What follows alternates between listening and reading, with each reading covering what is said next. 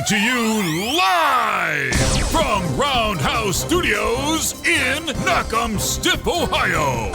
It's American Exceptionalism with Scooter. He has all the ingredients for disaster. And El Scorcho. He wants to be human. American Exceptionalism is the place to highlight everything exceptional about the greatest nation on the planet. It's gonna be awesome. And now, Scooter and El Scorcho.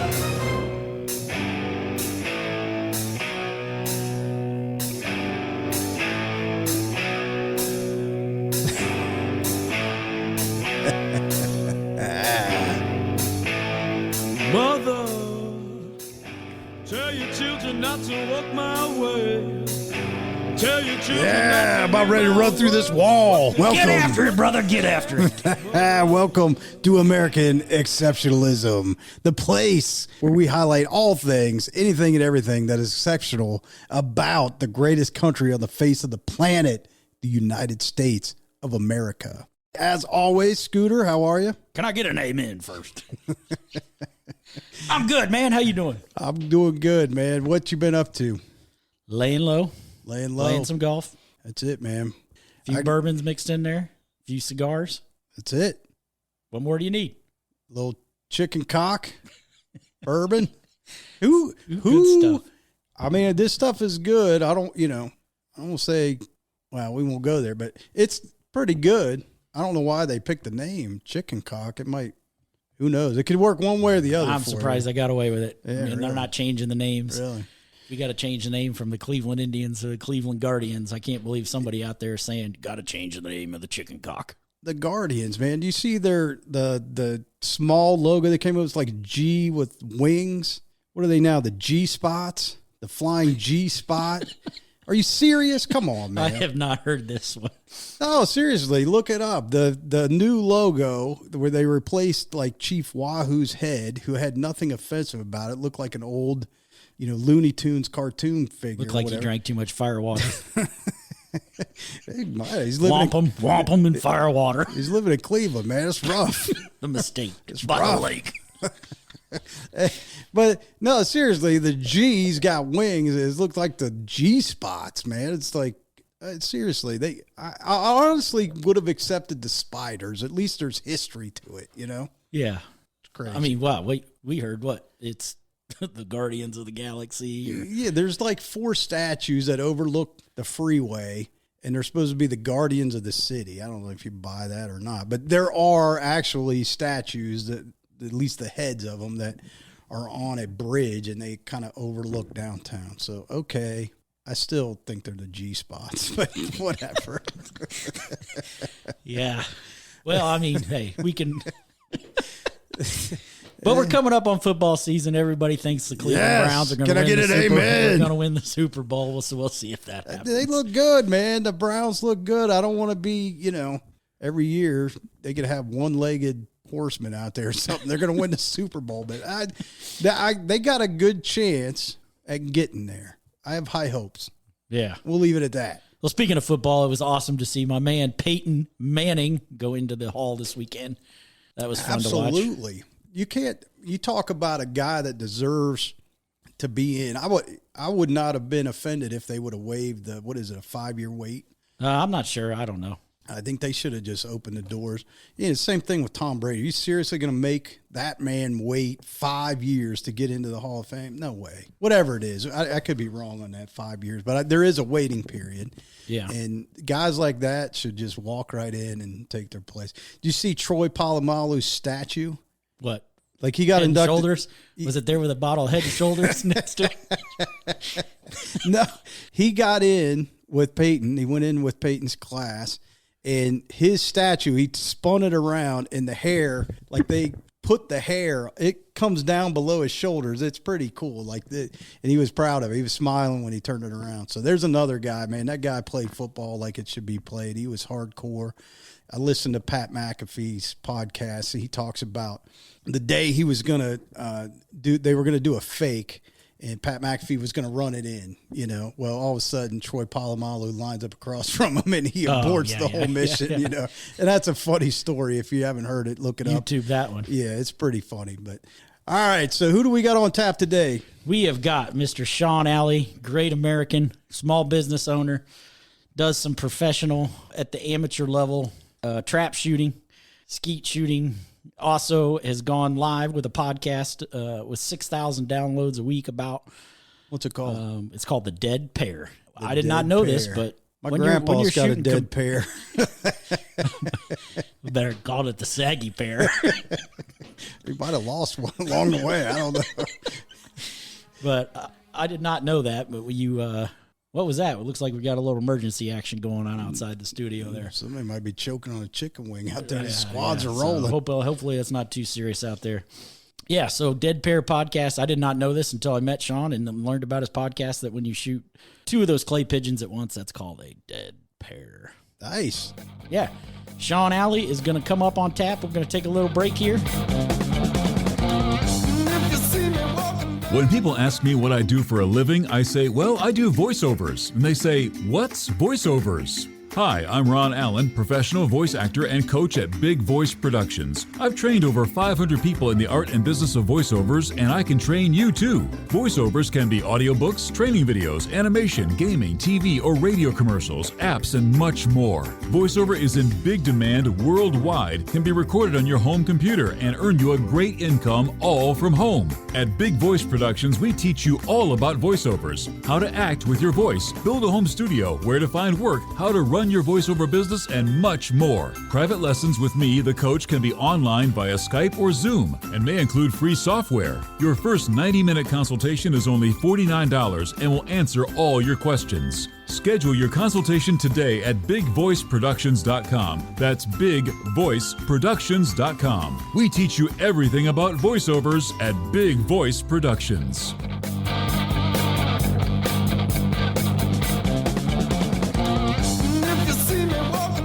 All right. Welcome back. Coming out of the break to American Exceptionalism, again, where we talk about people, places, events that make the country great. In last week's episode, we have the newly anointed American citizen, Gabe, who said one of the things he loves about this country is the fact that in 2 days, you could have a business up and running, which was not the case in Romania, in the communist-led country. Who knows if they're even going to allow you to start a business. But in America, there's opportunity. And today we have with us small business owner Sean Alley. So, Sean, welcome to the show. Thanks for having me, guys. I appreciate it. Yeah. Why don't you tell us a little bit about yourself? Yeah, I'm a small business owner. I own a commercial sign company here in Ohio, and started my business back in 2008, right around the time of the housing crash, which probably wasn't the best time to start it, but I survived, got it off the ground, and here I am, let's call it 12 years later. I've got 4 full-time employees, a 5,000 square foot shop, and I use some subcontractors for some of our work. And we do a wide range of commercial sign products, interior, exterior signs, banners, posters, vehicle wraps, vehicle graphics, all kinds of fun stuff. And, it's a cool thing to kind of steer your ship, so to speak. Absolutely. Now, I know when the pandemic hit a little over a year and a half ago, I guess now, I know a lot of people needed signs. Was your business positively impacted, negatively impacted? Tell us a little bit about that. Yeah. What a weird thing to go through. And I think that it really doesn't matter who you were or what businesses you were in. If you were a business owner, it was just really strange. We here in Ohio, since our business wasn't considered essential, we had to follow the shutdown, which like initially it was like a 2-week thing, which extended into a 6-week thing. And during that time, I had to lay off my employees, which I'd never done before. 1 or 2 of them had never been on unemployment before, didn't even know the ropes. There was a lot of learning to that. But there was nothing we could do. I mean, obviously, nobody was doing anything. Everybody was locked down, and supposedly that's the way it was supposed to go. But again, looking back, I know that there were some people that kind of ignored everything and stayed open. We did what we felt was best for, obviously the safety and health of my employees as well as our customers. And, probably still would have done the same thing, I guess, looking back at it. It was just an odd thing to go through, just something we'd never dealt with before. And we found our way through it. And at the end of the 6 weeks, we all came back to work. Everybody was ready to get going again. And thankfully, our customers were still needing stuff. In addition to the normal type of work that we do, there was also the added benefit of the COVID stuff. So people needed stickers, floor stickers, and social distancing signs, and all kinds of different stuff that we kind of take for granted now, having lived through the whole COVID experience, that we were able to produce for companies and businesses to get back open and allow customers to come back into their shops. You mean some like sneeze guard plexiglass? Yeah, we can route that out. We have a CNC router, so we can cut those out. But, it was a lot of weird stuff going on at that time. Materials were becoming hard to get because a lot of the bigger guys were going out and buying up, semi-truckloads or train car loads of that type of material. So it was almost impossible to even get. The manufacturers had been shut down because of the stay-at-home orders, so the supplies were short. And, we're still kind of dealing with that after effect even now, the backlash of having all these companies and businesses and stuff shut down, where things are kind of hard to get still, depending on what type of materials they are. Sean, you had mentioned when the mandates came through in Ohio, they requested that you shut down all essential businesses. Was there ever a time that you worried whether or not your company would survive?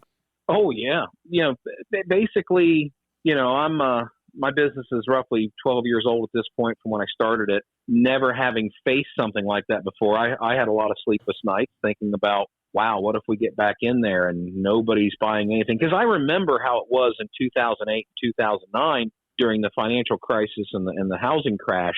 I mean, the first thing that a lot of big businesses do to survive is they cut out their marketing budget, which maybe isn't the smartest thing in the world to do, but we usually start feeling the effects very early on before other businesses do, because as soon as they stop spending money on the promotional and advertising items that they use, that's kind of a signal that they'd rather cut the money there than to start laying people off, that kind of thing. So I get it. Yeah. And previously to the sign business, I was in the printing business, and we saw the same thing happening there.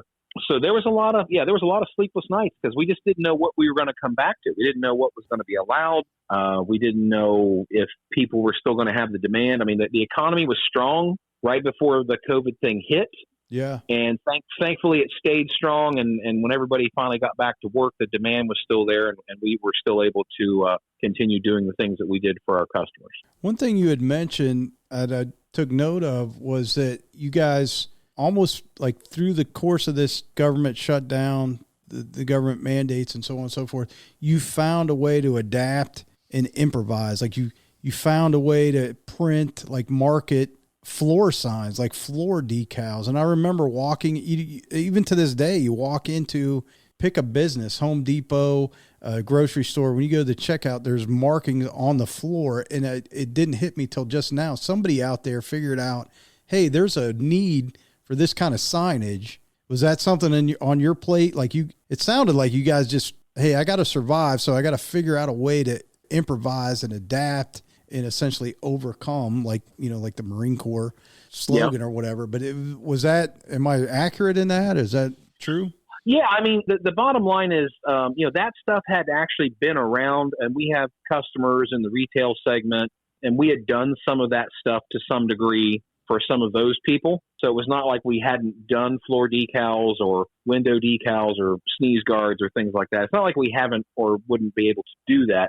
It's just, I guess, once the demand hit the level that it did, I mean, when you stop and think about the mandates that they passed, like you have to have sneeze guards, you have to have dividers in a restaurant, you have to have social distancing signs on the floor, on the wall, on the windows, you have to wear a mask. That stuff was all required for most businesses just to be able to reopen and do business and interact with the public for Right. safety reasons. Right.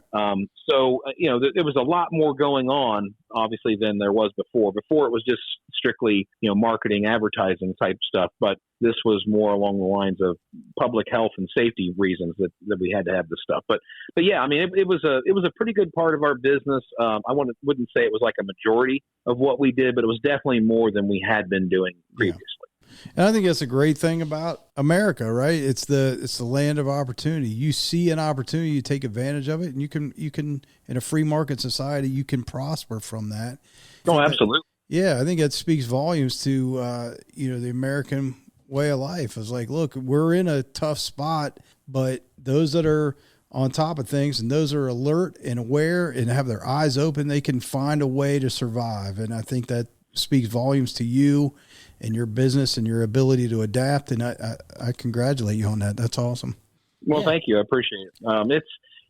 I look back at starting my business. It was probably one of the scariest things, probably if not the scariest thing I've ever done in my life. But looking back at it now, I feel like it was a good move for me at the time. And I've always been kind of a go-getter, always been kind of a hard worker, never afraid to put in the long hours and stuff to make things happen. So it's definitely a good thing for the right person. I think that's the key word right there, hard work. Yeah, yeah. Now I know. Oh, there's no lack of hard work in that. Yeah. Now, Sean, when you're not working, I know you have a hobby that's near and dear to your heart, and you've found a way to have a podcast about that. And, another thing that's near and dear to Americans' heart when you go back to the foundation of this country is the Second Amendment, the right to bear arms. So why don't you tell our listeners out there what you do in your spare time and how important that Second Amendment is, and just some of the things that you find to be true about that Second Amendment.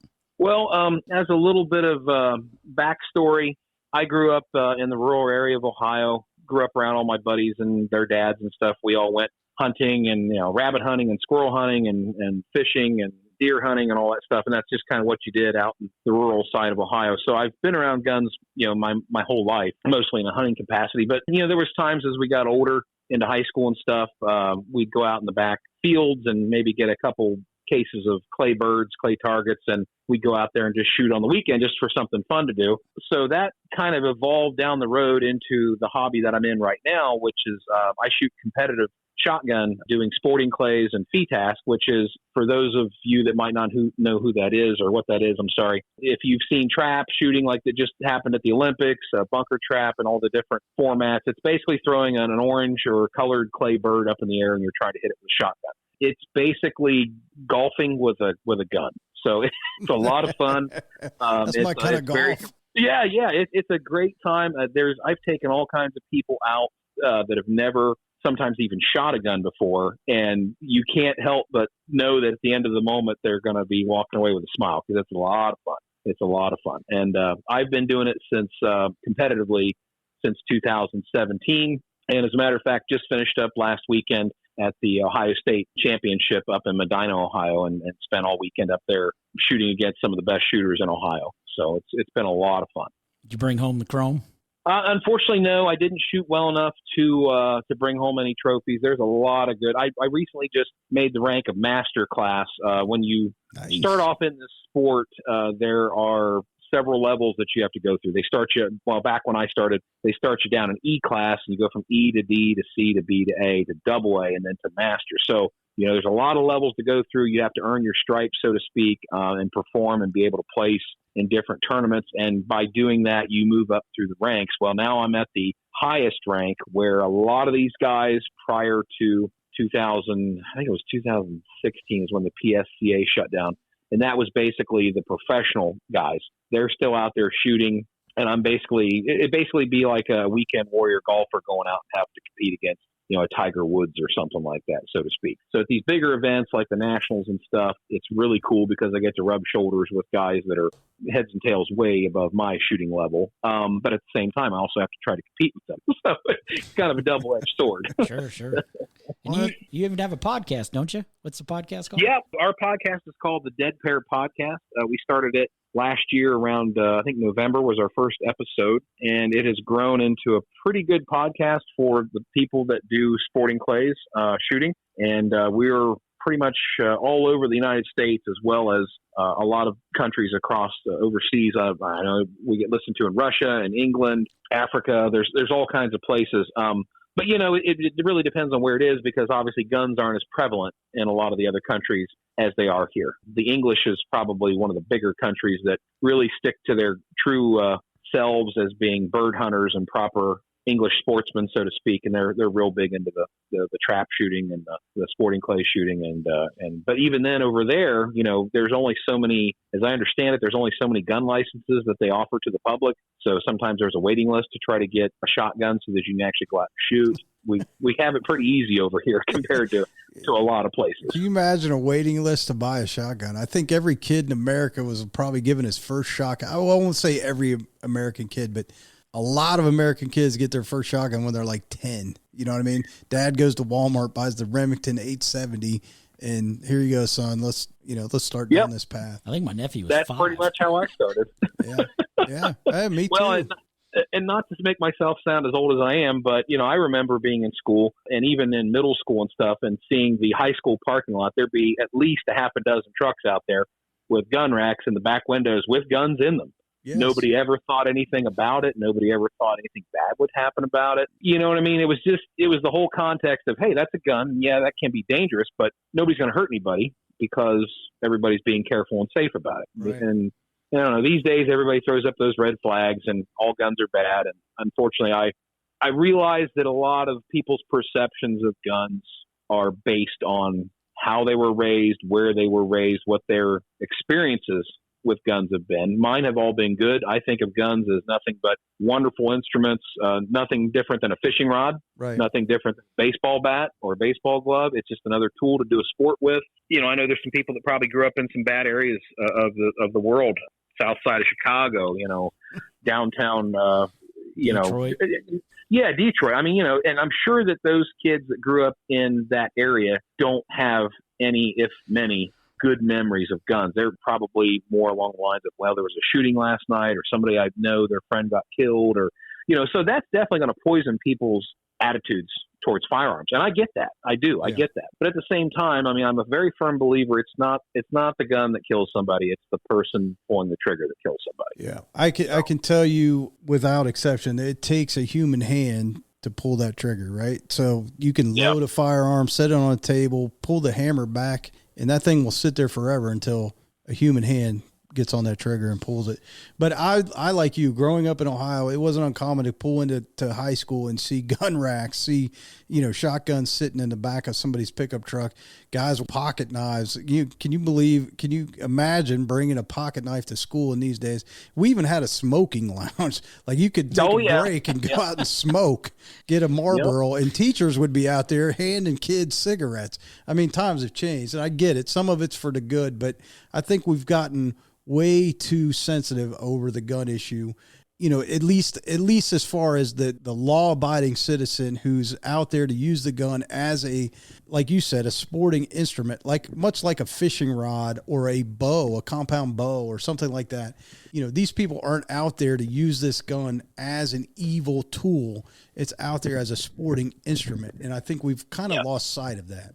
Well, and luckily, I mean, to go back to my hobby, recently here in Ohio at the Cardinal Center, they have the largest youth shooting event in the country with what's called the SCTP, or the Scholastic Clay Target Program. They have kids from elementary grade all the way up into college that come and compete. And this is a national event. Every state is represented. And I believe, if my memory serves, this was the biggest turnout in history of that event. And they do it every year at the Cardinal Center. There was somewhere in the range of 3,300 to 3,500 kids there. Again, elementary, middle school, high school, and college kids competing safely. And there's never been an accident. There's never been anybody getting shot or anything, because it's all well maintained. It's all well regulated. The parents are there. It's a very family event. And I'll tell you what, walking around, you meet these kids. Again, some of them the shotguns are taller than they are, right? And they're carrying them around. It's like, oh, I got to go over to Station 6 and shoot my rotation, And these kids are some of the finest kids that you'll meet. Their parents did a wonderful job with them. Very respectful, very courteous, and very safe, knowing how to handle a firearm correctly. And I think that's awesome from the standpoint that these kids are taught firearms in the right way. It's not some neighborhood kid down the street teaching them, hey, this is how you hold it, this is how you shoot it, this is, blah, blah, blah. This is American firearms being taught to the youth, and those kids will carry that experience and carry that knowledge with them and hopefully pass it on to their kids. But you speak of the Cardinal Center. I know I've met some kids along the way that competed at the high school level. Same sentiment that you just relayed to us. Some of the nicest, most polite kids you'd ever want to meet. And the ones that succeed at that level, they're looked upon as almost like the high school quarterback that makes it to the state, finals or whatever in football. Oh, yeah. I mean, there's a lot of colleges now that have their own shooting teams. As a matter of fact, last year, one of the kids here in Ohio got a full, well, I don't know if it was a full ride, but he's on the Alabama shooting team.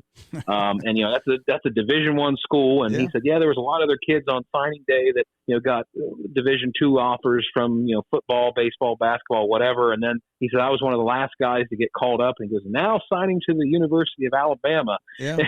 And, cool. And he's a great kid. He really is. And his dad's a fantastic guy. But again, these are opportunities that are out there, and if done correctly, are good things and good things to build someone's character on, because a gun is a major responsibility. Number one, you have to take care of it. You have to make sure that you're treating it properly, that you're treating it safely, so that you're not a danger to yourself or somebody else. It's just a great thing for a kid to learn that kind of responsibility, even at a young age, all that goes with it, because I just think that's not done enough these days. Most kids don't have enough responsibility to know what it's really like to try to do that. So just my opinion.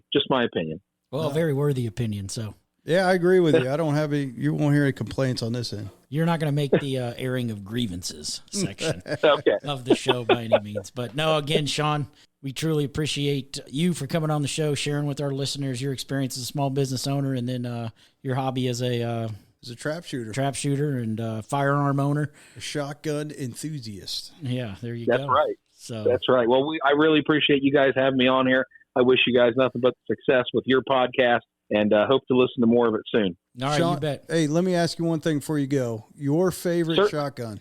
Oh, boy. Well, right now I shoot a Beretta DT11, so Beretta's always been near and dear to my heart. I mean, they've been around for 500 years. I kind of know what's going on, but there's a bunch of them out there that are great. So it's like trying to pick your favorite sports car, Yeah. Well, good stuff, Sean. Thank you again for your time. We appreciate it. Best of luck to you. All right, you guys take care. Thank you. All right, thanks, Sean. Take care. Bye-bye.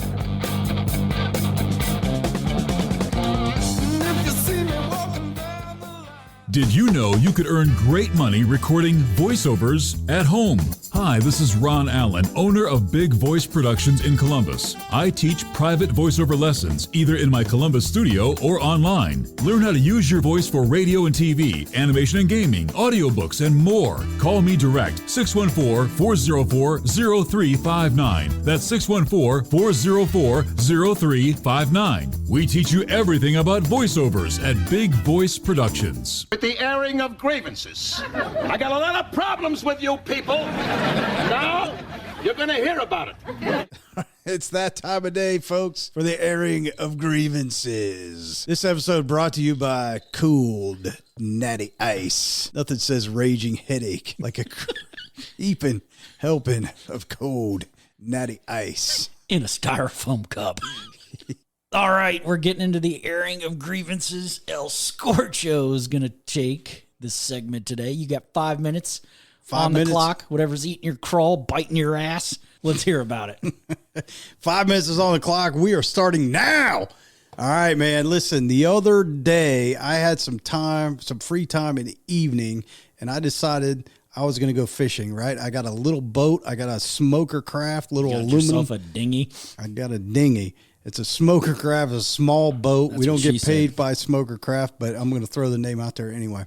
So it's small enough that I can get it in and out of the water by myself. We got a nice reservoir near where I live, and it's a good place to fish. I thought I had time in the evening.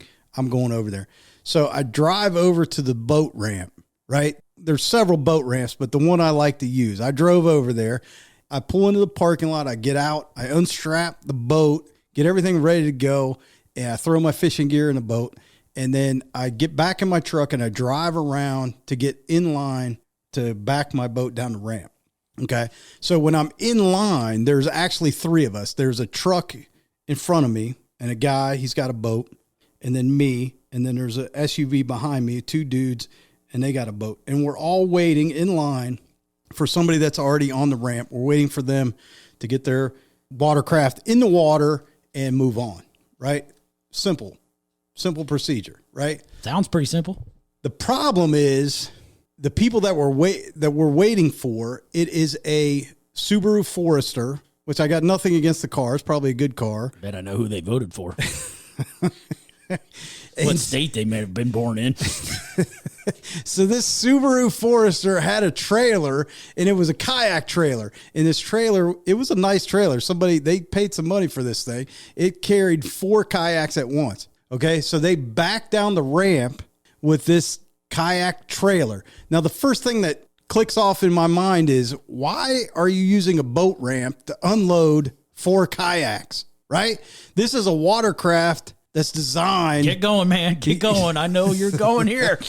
So you could go 30 feet to the left or to the right and carry this kayak and just shove it in from the shore. You don't need a boat ramp, but they decided they needed a boat ramp. So we're waiting in line with our boats hooked to the end of our trucks or SUV, whatever. And we're waiting for these 4 kayaks to unload and be shoved off in the water on a boat ramp. Okay. So what happened was there are 4 females, right? They get out of this SUV. They literally unhook this car. Subaru Forester is parked 30 feet from the water line, and they unload these kayaks and they put them on the ramp. They stage them in a line so that the entire ramp is taken up. They're like 10 feet from the water line, right? So then these ladies, they get the kayaks unloaded. They didn't put them in the water. They get them unloaded, and then they decided to have a chit chat session. They start talking. They start in a group. They're talking with one another, having a conversation. The driver of this Subaru is an OG, right? Not original gangsters. What I like to call an offensive guard. Oh, she's healthy. Okay, so the OG gets in this Forester. She probably could play guard for the Packers, but she gets in the Subaru and she drives it back to the parking lot. And then she comes walking back. Well, here's these 4 females. They're having a conversation, and I can hear, I got my window down. I can hear the conversation. It's like, oh, I love your blouse. Sound like a bunch of chickens going off. And in the meantime, the 3 of us are waiting for this ramp to open up so we can unload our boats, right? And the dock's long enough. You could unload one boat, unload a second one. You could drag them out. You could probably get all 3 in the water in 10 minutes. But here's 4 women in their kayaks. Well, the guy in front of me is not having it. He's starting to short circuit. I can see him in front of me. He's got his window down. He's in a pickup truck. And all of a sudden, come on! He's like throwing his arms in the air. Come on! And these 4 women glare back at him, giving him the death stare like he's the one at fault. You guys are blocking the ramp. It's a boat ramp. Oh, snap. Yes. That's right. So they're glaring at him. They're not getting the hint. It's a boat ramp. Unload your crap and get in the water. That's it. It's that simple. I think it's common sense, right? It's one thing we've lost in this country. You go through a typical day, you come across your daily problems, and all of it, probably 8 out of 10 of your problems could be solved with common sense. But, like the old cliche says, common sense ain't so common these days, and there's a reason it's a cliche, because it's true. Get your crap in the water and get out of the way. I'm done. Get your feet wet, get that kayak, and get on with your day. It's a kayak, women. You might have to get your panties wet. Get in the water. I'm out. Well said, El Scorcho.